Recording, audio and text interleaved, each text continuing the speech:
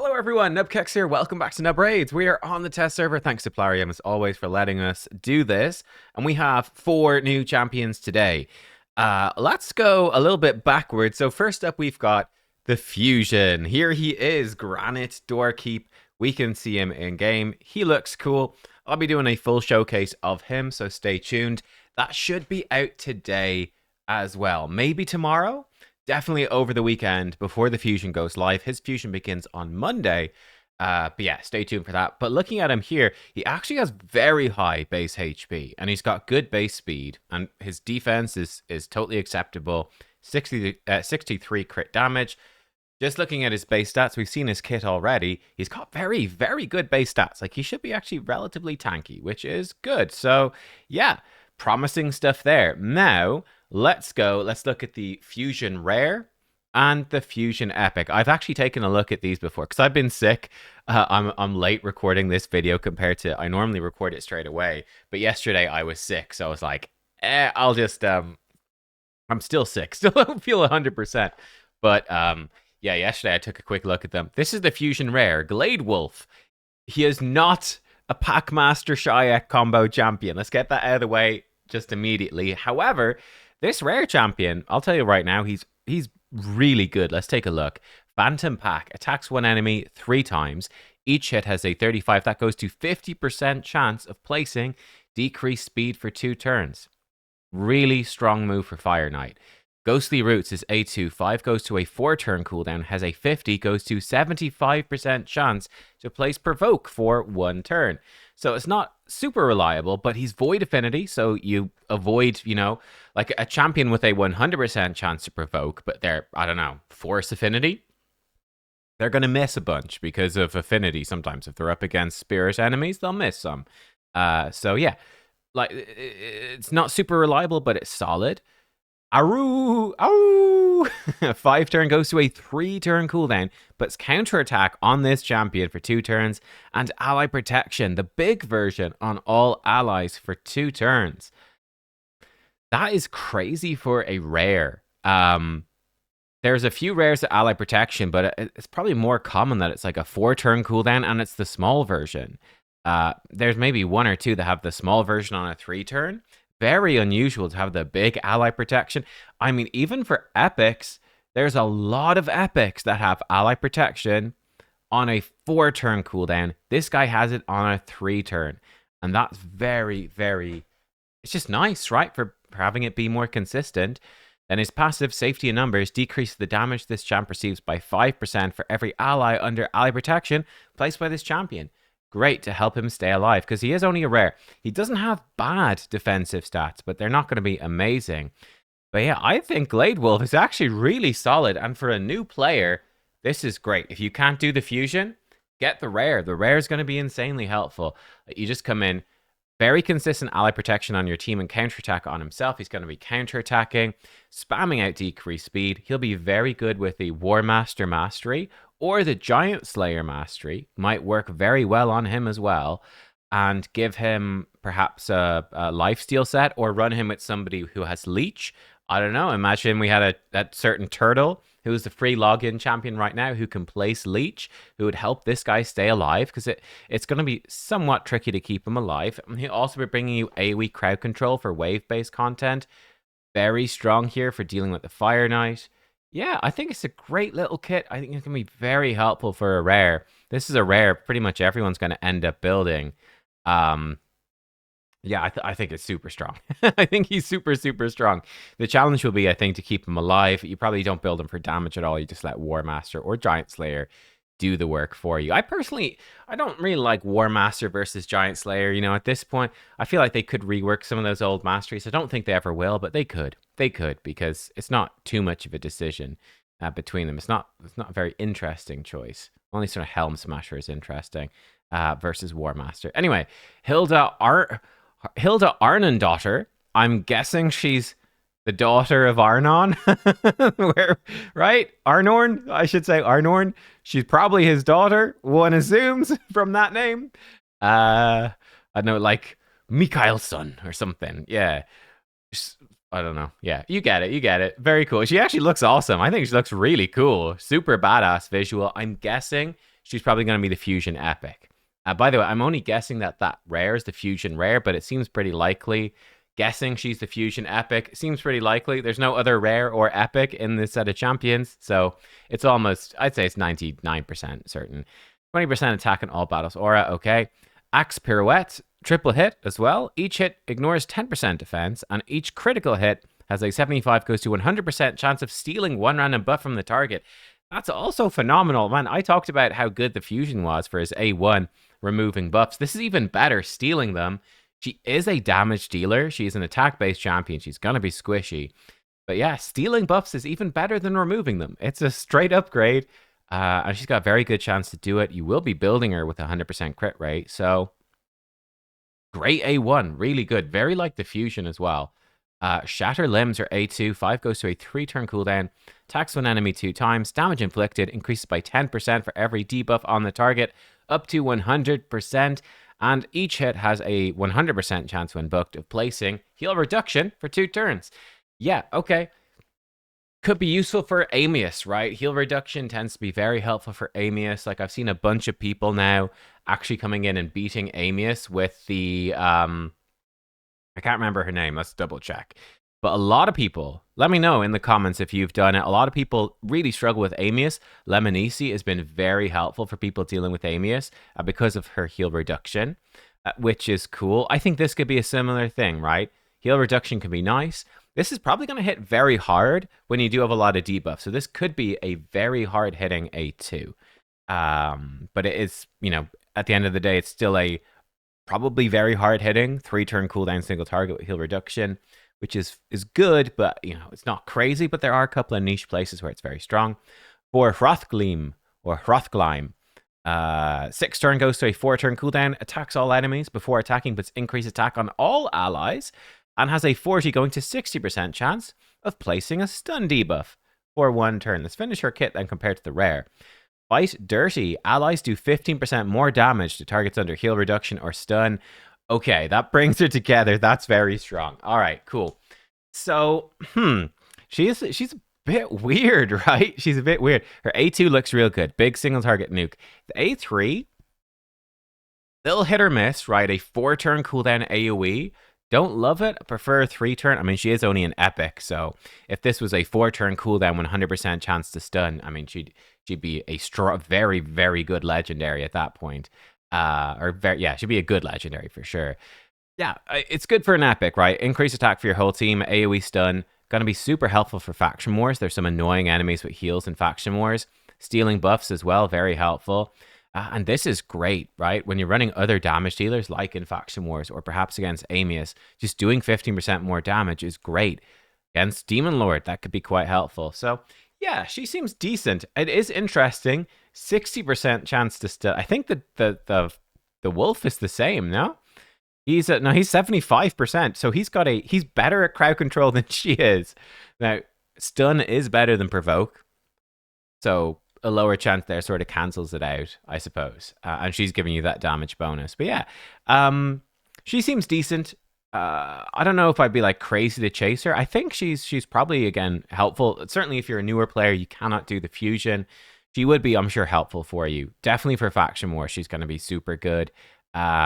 Might be okay against Demon Lord. If you can keep her alive, might be difficult because she's squishy.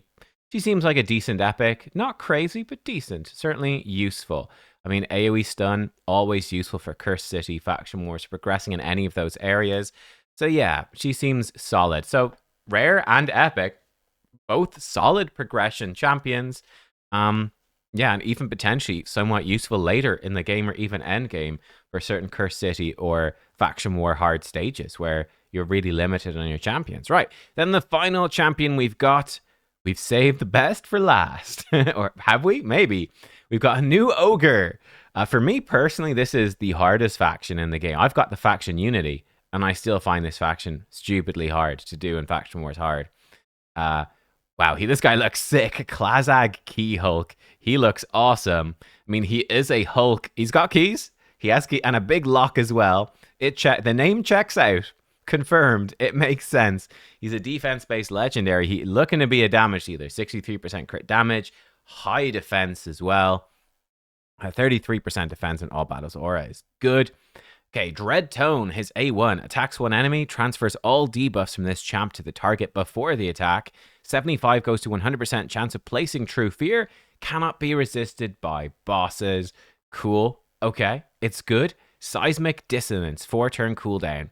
Goes to a 3-turn. Attacks all enemies 2 times. First hit, 75 goes to 100% chance of decreased defense and weaken. Okay, on all enemies for 2 turns?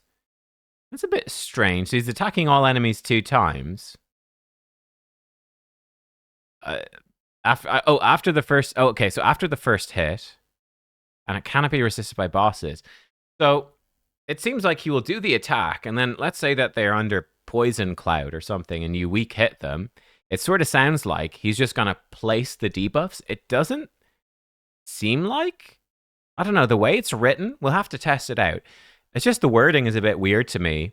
So either the hit itself is applying decreased defense or weaken, or it's like a whole separate thing. It just happens after the first hit. I'm not sure. Usually it would say like the first hit has a chance to place these. But it says, so I think he might just do it. So he might place it through Poison Cloud, like if he weak hits or whatever, which is interesting. Or if they evade his attack, he might still place it. I don't know. Interesting stuff. Can't be resisted by bosses, but look, it's a 3-turn cooldown, decreased defense, weaken. Void legendary means it's real good. Then the second hit, 75% chance of placing, decreased accuracy and decreased resistance. Cannot be resisted by bosses. Holy shit. Okay, this guy is nuts. Yeah, I mean, you think about like Venus and Bellinor. Those are champions still. Lydia, of course, still see a ton of play. Decreased defense, weaken together is just still super strong. Now it's decreased defense, weaken, and decreased accuracy, and decreased resist. He's got True Fear in his A1. He's going to be phenomenal for Chimera and Hydra. Basically everywhere. Mindless Muscle, 6-turn cooldown, puts counterattack on all allies for 2 turns. Unkillable on all allies for 1 turn. Weird. And puts taunt on him for 2 turns. If a boss is present, these buffs are protected. Oh, holy shit. Okay, Drone of Agony. Whenever this champion places a debuff on an enemy, does damage equal to 1% of their max HP for every debuff they're currently under. Oh my god. Stacks up to 10%. Once per... Okay, only once per skill. Okay, so that's not as crazy as I thought. Once per target. Okay. Jeez, the holy crap, man. I mean, you'd have to have a lot of debuffs. But see, he's going to be pretty consistently. Now, I guess it's only once per skill. Okay, but still, you come in, if there's a few debuffs out already against like Chimera or Hydra, whatever, when you place the decreased defense weaken, you'll get 1 tick of this, and you might get like a 5% enemy max HP hit. It's a pity that this doesn't occur every single time, man. If this occurred every time he placed a debuff, he's placing 4 here. It would be stupidly good. So yeah, we'll have to see how this works in practice. He will certainly be doing a decent chunk of enemy max HP, that's for sure. And especially like if he rotates back around his turns, you're probably running this guy in Merciless, right? Rotating back, getting cooldown reduction on his skills. If he reapplies these debuffs, so you've already stacked many debuffs, it will count as placing a debuff and it will be a big enemy max HP hit. This seems real juicy. Wow. This Void Legendary looks like he's crazy good. So yeah, come in. AoE decrease defense weaken, AoE decrease accuracy, decrease resist, enemy max HP damage, and also he's probably hitting reasonably hard himself as well. It's great. He doesn't need accuracy. So he's a debuffer who doesn't need accuracy on any of his abilities. I guess transferring debuffs needs accuracy, but he will remove the debuffs just fine. He just needs accuracy to land them. You probably don't bother. You probably just treat this as a remove all debuffs from him and they'll resist them. Although that being said, maybe with decreased resist, he'll actually land it sometimes anyway. But yeah, I mean, against bosses, the dude is just placing all of his debuffs. Then he's got counterattack for allies. I do think the 1 turn unkillable is a bit weird. 1 turn unkillable on a 4 turn. This is... I mean, the fact that it's protected, though, protected counterattack, protected unkillable, protected taunt, that is phenomenal for Hydra. It's phenomenal for Chimera. I think the unkillable thing is probably mostly for Ram form, right? Place this right before you go up against the Ram form. And yeah, your whole team is protected unkillable. The Ram form cannot kill your dual target. And yeah, then whenever this guy's attacked, he's going to be true fearing the Ram as well. And like the unkillable protect you from the first turn of the Ram until you start getting true fear on the Ram, which totally removes its damage reflection, which is big. Yeah, he seems crazy. He might be okay in Arena. I'm not seeing him as much for Arena. This move is very good, but they won't be protected. But it is a good move for Arena, that's for sure. And then he'll do a big hit. If they don't have block debuffs, he's going to absolutely rinse them. He's going to smack super hard. Like, certainly his counterattack and his A1 is pretty nasty. I guess for faction wars and stuff like that, you will need accuracy for faction wars. So it might be easier to bring an increased accuracy champion from the faction. I don't remember if Jeroboam does it. No. I do know Ugir does it. He definitely does if it wants to load in. He should give him increased defense as well. Ugir would give him increased accuracy and increased defense. And he has AoE buff removal and weaken and some block buffs. He could be quite a good combo. Ugir plus this guy seems like a good combo for this faction. I don't know. Does Cracklin do increase accuracy? Decrease accuracy. Close, but not quite. Yeah, so that might be a bit of a concern with him. But use your Faction Wars area bonuses for some accuracy. Slap in Ugir. There are some good epics, actually. I'm pretty sure Claude Breastfeeder is in this faction. Increase speed, increase accuracy, shielding, decrease crit rate. He seems solid, right? Seems solid. There's solid champs to make this guy work in content without building a lot of accuracy. Yeah, he seems crazy good. So there we go. We've got 3 new champions. This Void Legendary seems Giga Chad. Definitely feels like he's built for Chimera, for doing Chimera trials, which is very important now that they've buffed Chimera trials. It's suddenly really, really important. Yeah, he seems like he's pretty Giga Chad. A really nice Void Legendary from the looks of it. Not an Arena one, but I think he's going to be ridiculously good outside of it. He's probably good for Arena, but ridiculously good outside of it. We have the Epic Dwarf. She's decent, right? AoE stun, not super reliable, but she's going to be doing good damage, make your team do more damage. She seems good, but not crazy. Definitely more of a faction war Curse City type champ. We've got the new Fusion. I'll be testing him out. Haven't tested him yet. It really will depend on his damage, but he's got a good kit, so and good base stats, so I'm hopeful. And then the Void Rare is actually a very pleasant surprise. Super good. I mean, all the Sylvan rares, most of them are pretty great. They're good for rares. This is definitely, I think he might be up there as one of the best ones. I mean, I'm very impressed by him so far. Counterattack, ally protection, triple hit counterattacks, placing decreased speed. That's so useful for a new player. And then the AoE provoke as well. Yeah, it's just give him some healing of some sort. Give him War Master. Let the guy go to town. He's going to do like good damage, lots of utility. I think he's pretty phenomenal for a rare champion. He's really good for a rare. So yeah, I think a lot of players, new players, are going to be building Glade Wolf, which is cool. Packmaster Shayak crying a little bit, but that's okay. Guys, let me know what you think of these new champions. Which ones are you most excited about? And yeah, that's it. I'll see you for the Fusion Showcase. Thanks for watching, and goodbye.